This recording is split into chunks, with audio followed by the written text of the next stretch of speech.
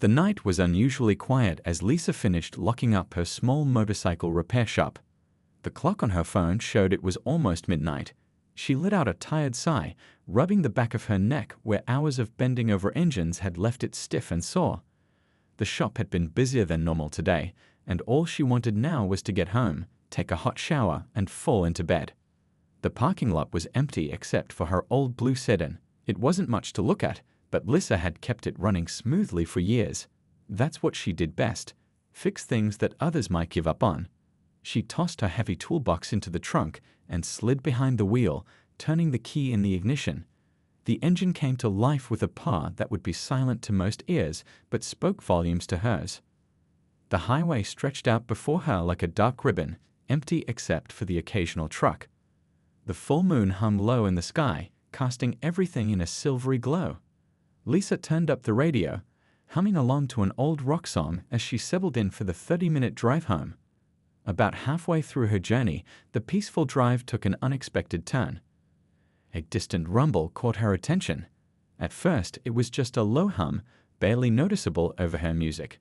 But it grew quickly, becoming impossible to ignore. Lisa glanced in her rearview mirror and felt her stomach tighten. Headlights, several of them, moving fast and getting closer by the second. As they approached, she could make out the distinctive shape of motorcycles, not just any motorcycles, but custom choppers with gleaming chrome and powerful engines. Great, Lisa muttered to herself, gripping the steering wheel a little tighter. She recognized the bikes immediately. They belonged to the Road Dogs, a motorcycle gang known throughout the county. They weren't usually violent, but they had a reputation for causing trouble and intimidating people just for fun. Within moments, the bikers had surrounded her car. 2 rode ahead, 3 flanked her sides, and 2 more hung back behind. Their engines roared as they circled like wolves around prey, occasionally revving loudly enough to make Lisa jump despite herself. One of the bikers pulled up alongside her window. Even through his helmet's visor, she could feel his stare. He motioned for her to pull over, making an exaggerated gesture with his leather-gloved hand. The others closed in tighter, leaving her little choice. Lisa's mind raced as she weighed her options. She could try to outrun them, but her sedan was no match for their bikes. She could ignore them and keep driving, but that might just make them angry. Or she could pull over and face whatever this was. 20 years of working in a male-dominated industry had taught Lisa one important thing: never show fear. It was a lesson she'd learned the hard way, back when customers would walk into her shop and immediately ask to speak to the real mechanic. Now, those same doubters came specifically looking for her expertise. Taking a deep breath, Lisa put on her turn signal and eased her car onto the shoulder of the road. The bikers followed, their motorcycles forming a half circle around her car, blocking any easy escape. The engines fell silent one by one until the only sound was the ticking of her cooling engine and the distant hoot of an owl. Lisa rolled down her window just a crack. The night air rushed in, carrying the smell of leather, exhaust, and the sharp tang of danger. The leader of the group, a mountain of a man with a wild beard poking out from under his helmet, dismounted his bike and sauntered toward her car. His heavy boots crunched on the gravel as he approached. The moonlight caught on something metallic on his jacket, the snarling dog emblem of the Road Dogs. The other bikers remained on their motorcycles, watching silently, their faces hidden behind their visors. The leader stopped beside her window and bent down, bringing his face level with hers. "Hey there," he said, his voice surprisingly calm. "Nice night for a drive, isn't it?" He tapped on her window with a ringed finger. "Mind stepping out for a minute? We need to have a little chat." Lisa's heart pounded against her ribs, but she kept her face calm as she reached for the door handle. 20 years of dealing with difficult customers had taught her that sometimes the best defense was a confident front. She stepped out of her car, standing tall despite being surrounded by the Road Dogs. The night air was cool against her skin. The distant sound of passing trucks only reminded her how isolated this stretch of highway really was. No one would see what happened here. "What can I help you boys with?" Lisa asked, keeping her voice steady. She crossed her arms and leaned slightly against her car, trying to appear relaxed even as her mind calculated escape routes. The leader of the group, the big bearded man, looked surprised at her composure. He exchanged glances with a shorter, stockier biker to his right before turning back to Lisa with a smirk. "Nice car you've got here," he said, walking around her sedan with exaggerated interest. "Bit old though, isn't it? Making some weird noises when you drive." He tapped the hood with his knuckles. "We thought maybe you might need some assistance." The other bikers chuckled. One of them, a woman with a long braid hanging from beneath her helmet, revved her engine menacingly. "Sounds like your alternator might be going," said another biker, his voice mocking. "Women don't usually know much about car troubles. Lucky you ran into us." Lisa bit the inside of her cheek to keep from laughing. If they only knew. These men had picked the wrong woman to mess with. The leader walked closer, his heavy boots crunching on the gravel. He stood uncomfortably close, using his height to tower over her. "We could take a look under the hood for you." For a small fee, of course. Another biker joined him, circling around Lisa like a shark. "Or we could give you a ride instead. Leave the car here." Lisa glanced at their motorcycles, her expert eye automatically assessing each bike. The leader's was a classic Harley, customized but poorly maintained. Even from here, she could hear the irregular tick-tick-tick of the engine that spoke of valve timing issues. The blue bike to her left had suspension problems, obvious from the way it tilted too far on its stand.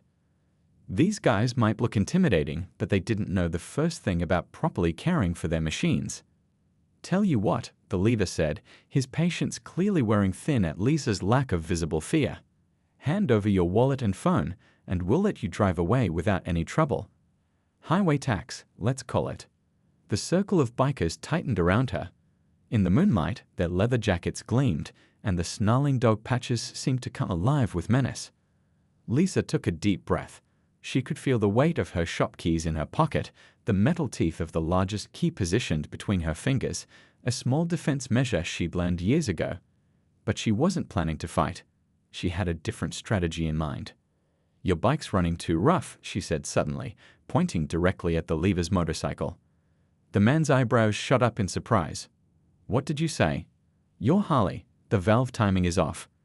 Lisa spoke with the confidence of someone stating simple facts. "Been that way for a while, judging by the sound. You keep riding it like that, you'll score your cylinder walls. Expensive fix." The leader's mouth opened and closed without words coming out. The other bikers shifted uncomfortably, exchanging confused glances. Taking advantage of their surprise, Lisa walked directly to the blue motorcycle. "And this one's even worse. Your rear suspension is dangerously misaligned. Take a sharp turn at speed, and you'll be sliding across the asphalt." She turned to face the group, who now stared at her with a mixture of suspicion and curiosity. The intimidating atmosphere had shifted, replaced by something closer to confusion. "Who the hell are you?" the leader finally managed to ask. Lisa reached into her back pocket and pulled out a leather wallet. The bikers tensed, but she simply flipped it open to reveal a business card and held it up for them to see. "Someone who knows bikes better than you do, apparently," she replied. The business card read Highway Motors, Custom Cycles and Repairs, with Lisa's name printed beneath as owner and head mechanic. The leader of the Road Dogs stared at the card, then at Lisa, his confident sneer fading as the realization hit him. They had just tried to intimidate one of the best motorcycle mechanics in the county. 6 months after that life-changing night on the highway, Lisa stood in front of her shop, barely recognizing the place. The small, struggling business she poured her savings into had transformed completely. A new sign hung above the entrance: Highway Motors and Community Workshop. The parking lot, once cracked and faded, had been repaved. Most days, it was filled with motorcycles of all types, from expensive touring bikes to patched-together cruisers. But the biggest change wasn't the building itself, it was what happened inside. Lisa checked her watch and smiled. Right on time, she heard the familiar rumble of motorcycles approaching. The weekend classes were about to begin. Bear pulled in first, followed by 5 teenagers on smaller bikes. Tommy, no longer the surly kid who'd started community service, now worked part-time at the shop and helped teach the youth riding safety program. His Uncle Bear rode beside him, his massive frame somehow less intimidating when he was patiently explaining proper riding technique to nervous beginners. "Morning," Lisa called as they parked. "Everyone ready for today?" Tommy grinned, his confidence having grown tremendously in the past months. Got the maintenance stations all set up inside. Tina's bringing the safety gear. As if on cue, a van pulled into the lot with Road Dogs Community Outreach painted on the side. Tina hopped out, followed by Kid, who began unloading boxes of helmets and protective padding. "Sorry we're almost late," Tina said, handing Liza a coffee. Had to pick up the donated gear from the police station. If anyone had told Liza 6 months ago that members of the Road Dogs would be voluntarily visiting the police station to pick up donated safety equipment, she would have laughed in their face. But here they were. Inside the shop, the main repair area had been transformed for the day. 6 workstations were set up, each with basic tools and an engine component ready to be taken apart and reassembled. Along the back wall, a small classroom area had been created with chairs facing a whiteboard.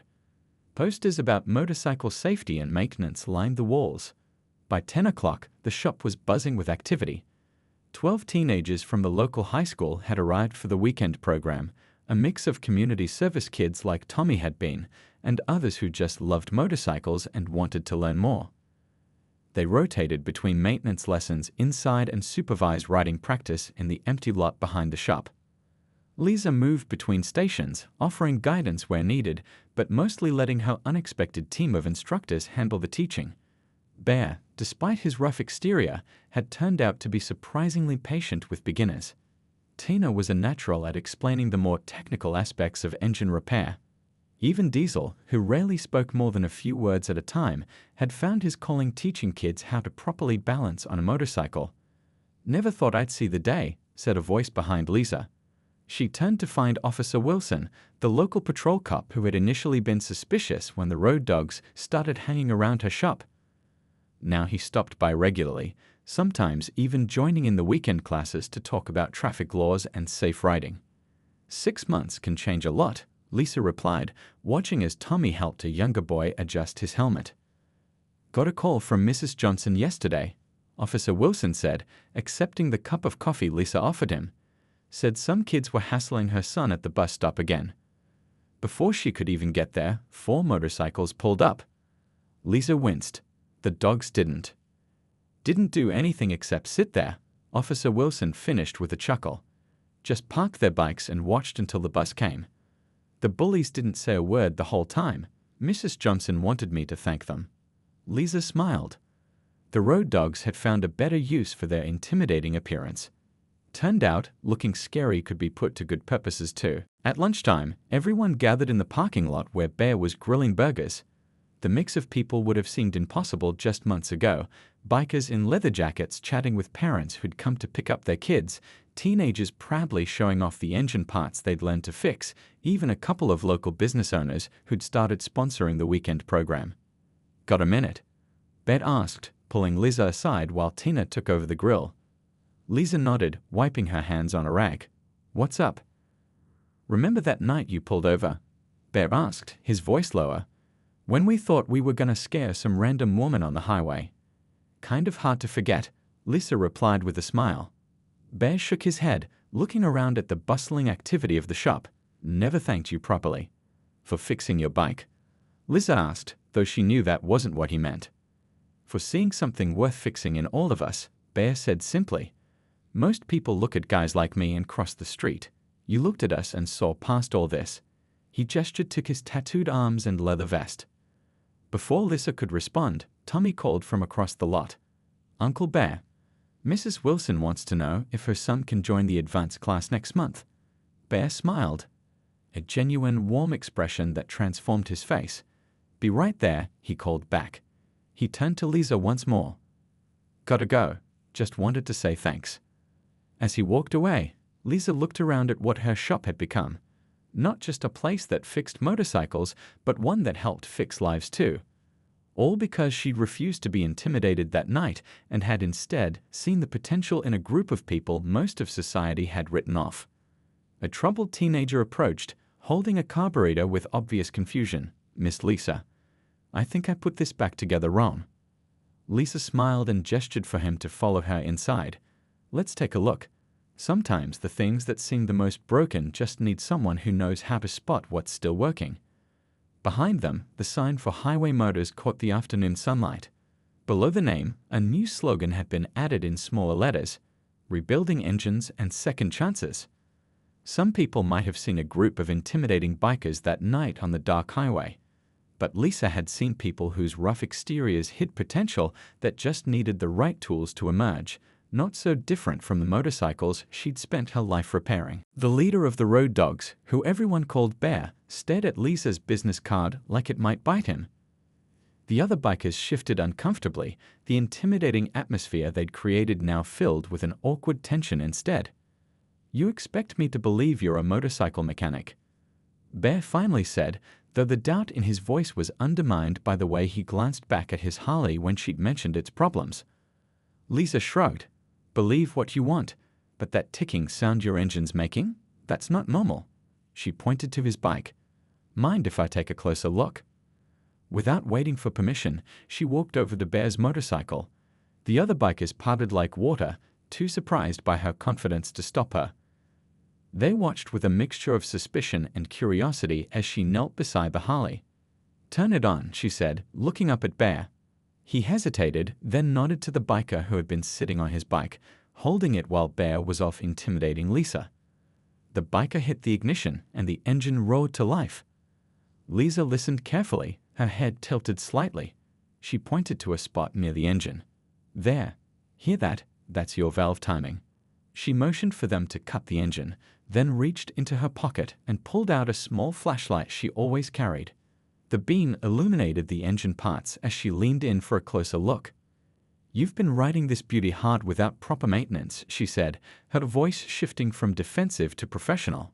"You're lucky you haven't blown the engine yet." Bear crossed his arms. "So what if it's making a noise? Still gets me where I need to go." "For now," Lisa replied, standing up and wiping her hands on her jeans, "but probably not for much longer. Another few hundred miles, and you'll be pushing this bike home instead of riding it."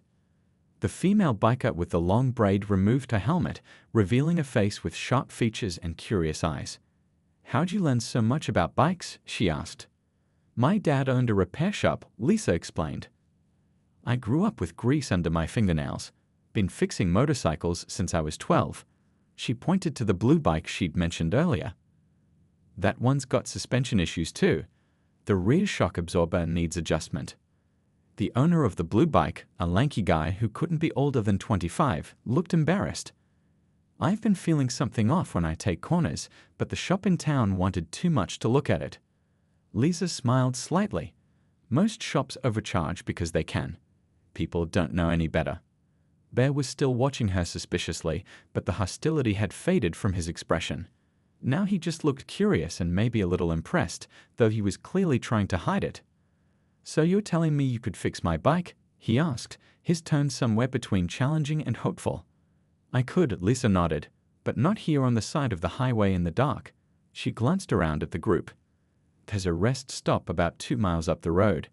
I've got some basic tools in my trunk. If you want, I can show you what I'm talking about and maybe make a few quick adjustments." The bikers exchanged looks, silently conferring with each other. The woman with the braid nodded slightly to Bear, who seemed to be weighing his options. "How do we know this isn't some kind of trick?" Another biker asked. "Maybe she's stalling until the cops come." Lisa laughed, the sound genuine. "You think I called the cops while you were surrounding my car?" "With what? My telepathic powers?" She shook her head. "Look, I'm offering to help. Take it or leave it, but that ticking sound isn't going to fix itself." Bear studied her face for a long moment, then slowly nodded. "All right, motorcycle woman. You've got my attention." He pointed a finger at her. "But if this is some kind of setup..." "It's not," Lisa cut him off. "Just a mechanic who hates seeing good bikes poorly maintained." She turned and walked back to her car. "Follow me to the rest stop. It's better lit there, and I can show you exactly what I'm talking about." As she got into her car, Lisa caught Bear giving his motorcycle a concerned look. She smiled to herself as she started the engine. The night had definitely not gone as the road dogs had planned.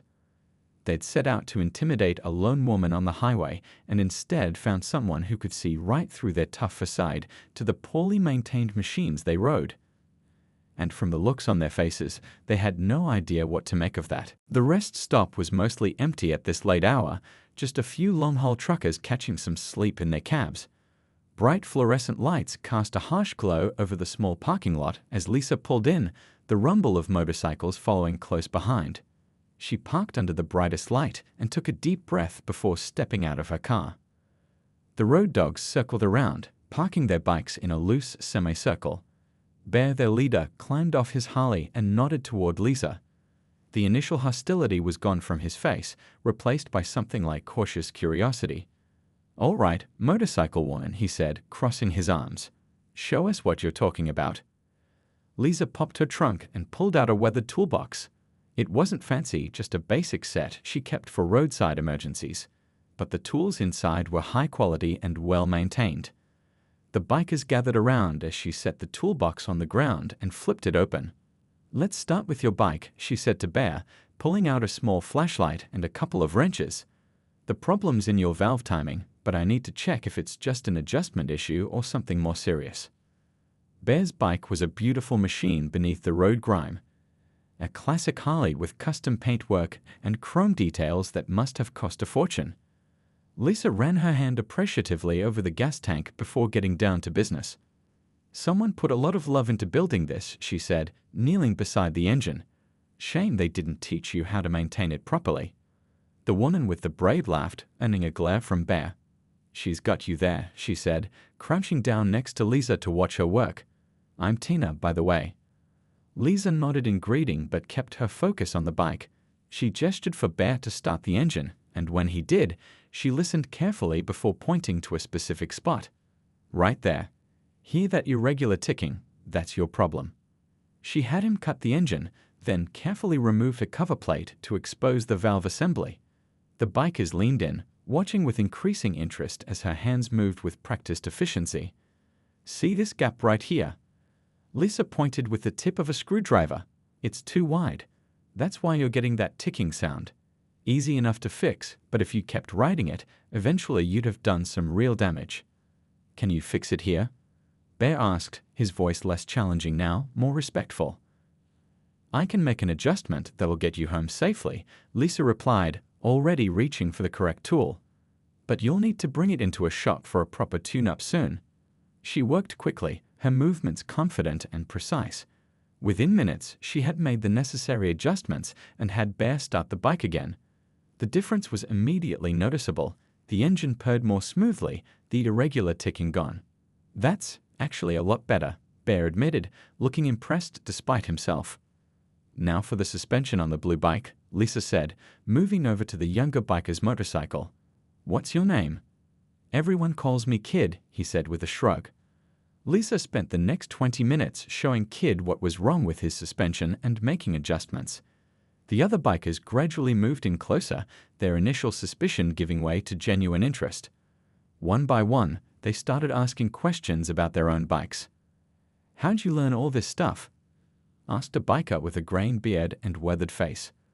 Lisa tightened a bolt on Kid's bike before answering. "Like I said, my dad owned a shop. He taught me everything he knew, then I learned more on my own. Been doing this almost my whole life." "And now you own your own place?" Tina asked. Lisa nodded. "Highway Motors. It's small, but I've built up a decent client base over the years." "Never heard of it," Bear said, frowning. "It's on the other side of the county," Lisa explained. "I bought the place about 5 years ago when the previous owner retired." As she finished with Kid's bike, the atmosphere had completely transformed from the tense confrontation on the highway. The bikers were now talking among themselves, pointing out issues with their own motorcycles and asking Lisa what she thought. Even Bear seemed to have forgotten his original intention of scaring her. "Try it now," Lisa told Kid, stepping back from his bike. Kid started the engine and grinned broadly at the improvement. "That's way better.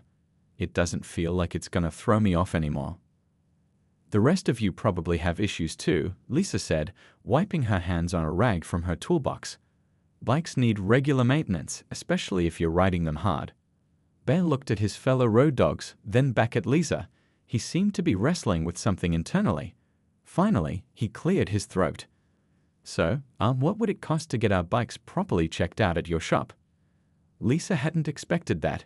She looked around at the group, seeing genuine interest in their faces. These weren't just troublemakers, they were riders who loved their bikes but didn't know how to properly care for them. For tonight's excitement, Lisa said with a small smile, "First inspections on the house. After that, we can talk rates that won't break your bank." The bikers exchanged looks of surprise. Clearly, they weren't used to people offering them favors. 3 days after the midnight encounter, Lisa was elbow-deep in an engine repair when she heard the unmistakable rumble of multiple motorcycles pulling into her shop's parking lot. She wiped her hands on a rag and stepped outside, squinting in the bright morning sunlight. A smile tugged at her lips as she recognized the visitors. The road dogs had arrived, 5 of them this time, with Bear leading the pack. They parked in a neat row and dismounted, looking significantly less intimidating in the daylight. Bear nodded in greeting as he approached, his massive frame somehow less threatening than it had been on that dark highway. "You actually came," Lisa said, leaning against the doorframe of her shop. "Said we would, didn't we?" Bear removed his sunglasses, revealing surprisingly kind eyes beneath his tough exterior. "Figured it was time these bikes got proper attention." Lisa's shop was small but immaculately organized. Tools hung in perfect order on pegboards, and the concrete floor was cleaner than most people would expect from a motorcycle repair shop. The bikers looked around appreciatively as they followed her inside. "Nice setup you got here," Tina commented, running her hand along a workbench. "Not what I expected." "What did you expect?" Lisa asked, genuinely curious. Tina shrugged. "Something more? I don't know. Less professional, I guess." "Because I'm a woman." Lisa raised an eyebrow. "Nah," Kid chimed in. "Because you were driving that beat-up old car. Figured your shop might match." Lisa laughed. "I put my money into tools, not transportation. That beat-up old car has over 300,000 miles on it and still runs perfectly because I take care of what matters." She gestured toward the service area. "So, who's first?" For the next few hours, Lisa worked steadily, examining each motorcycle with careful attention. She explained problems as she found them, showing the bikers what to look for and how certain parts were supposed to function. To her surprise, they were attentive students, asking intelligent questions and watching closely as she worked.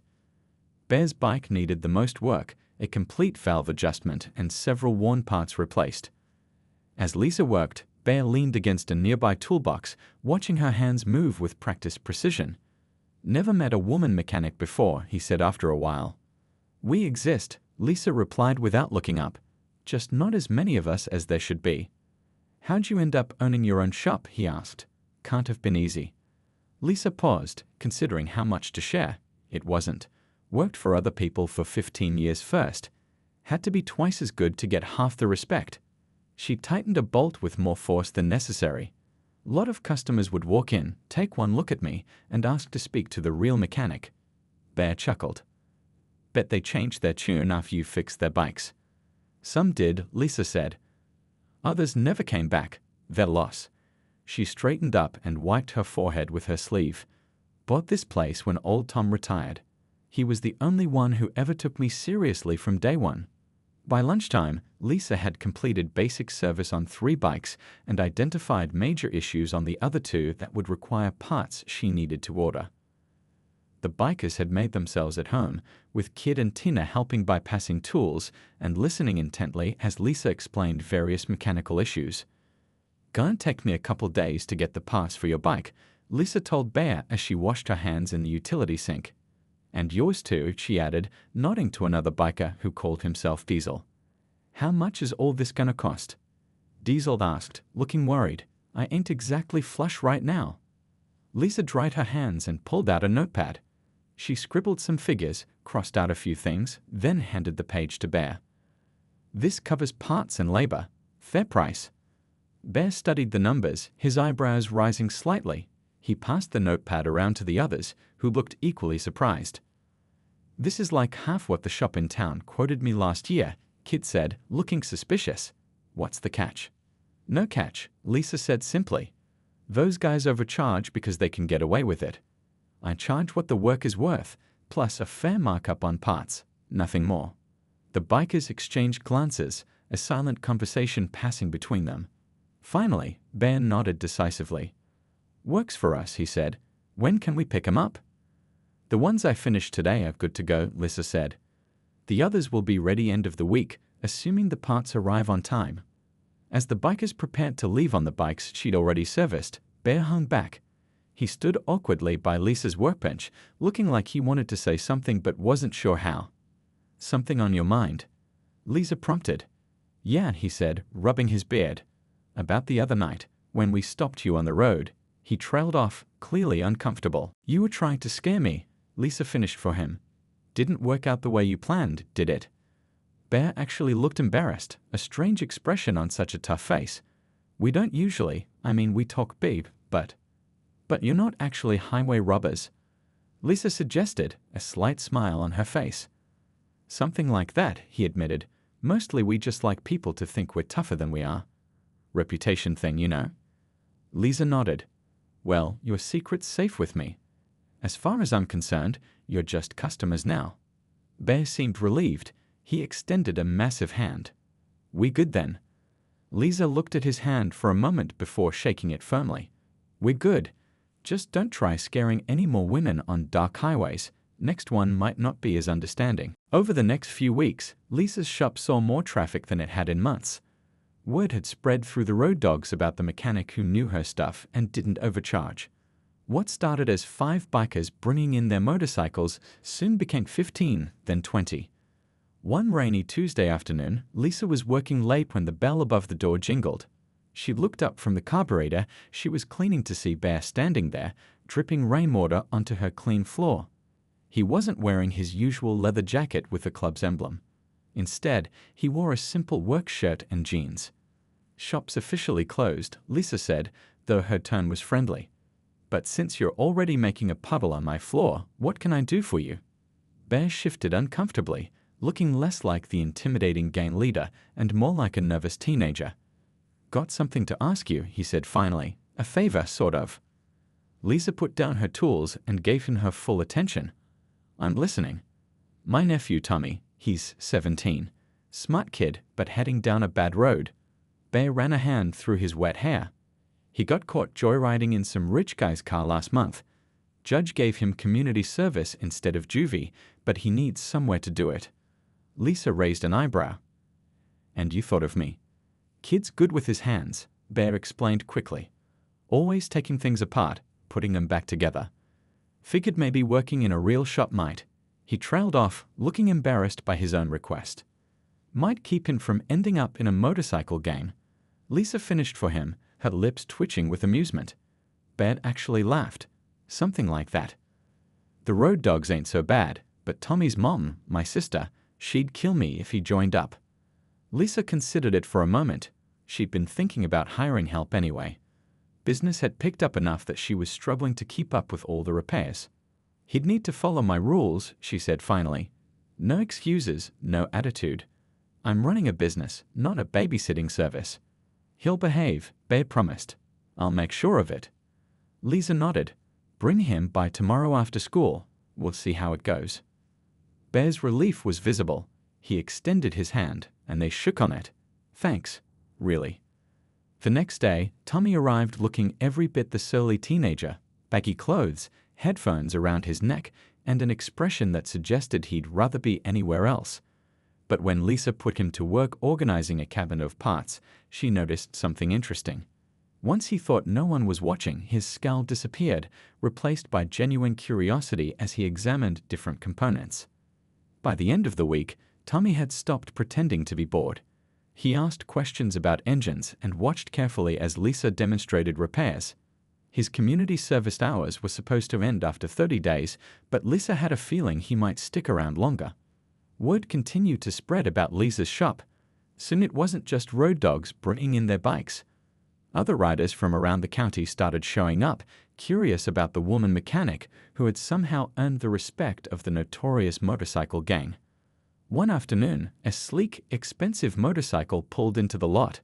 The rider, dressed in high-end gear that probably cost more than Lisa made in a month, removed his helmet to reveal a middle-aged man with salt and pepper hair. You the owner? He asked as he entered the shop. Lisa nodded, wiping her hands on a rag. That's right. What can I do for you?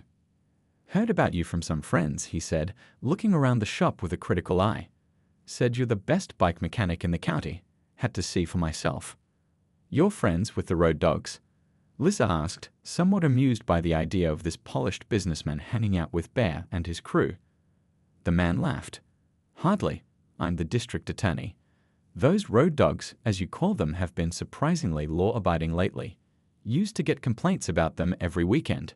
Now they're organizing charity rides and mentoring kids. It's quite the transformation. Lisa tried to hide her surprise. Is that so? Word is, it has something to do with you, the district attorney continued. Not sure how a motorcycle shop factors into rehabilitation of a gang, but I'm not complaining. As if on cue, 3 motorcycles pulled into the lot. Tina, Kid, and another road dog Lisa now knew as Bones climbed off their bikes and waved through the window. Community's changing, Lisa said simply. People just needed somewhere to belong that didn't involve causing trouble. The district attorney looked thoughtful as he watched the bikers enter the shop, each greeting Lisa warmly. There was genuine respect in their interactions, nothing like the intimidating encounter on that dark highway that now seemed like a lifetime ago. Well, whatever you're doing, keep it up, he said, handing her his keys. Now, about my bike. Been making a funny noise when I hit high speeds. Later that evening, after everyone had gone home, Lisa sat on a stool in her quiet shop. 6 weeks ago, she'd been alone on a dark highway, surrounded by bikers who thought they could scare her. Now those same bikers were bringing her business, sending her troubled teens to mentor, and apparently turning their lives around. All because she'd refused to be intimidated and instead had shown them something they rarely encountered, genuine respect and honesty. It turned out that sometimes the toughest-looking people were just waiting for someone to see past their intimidating exterior.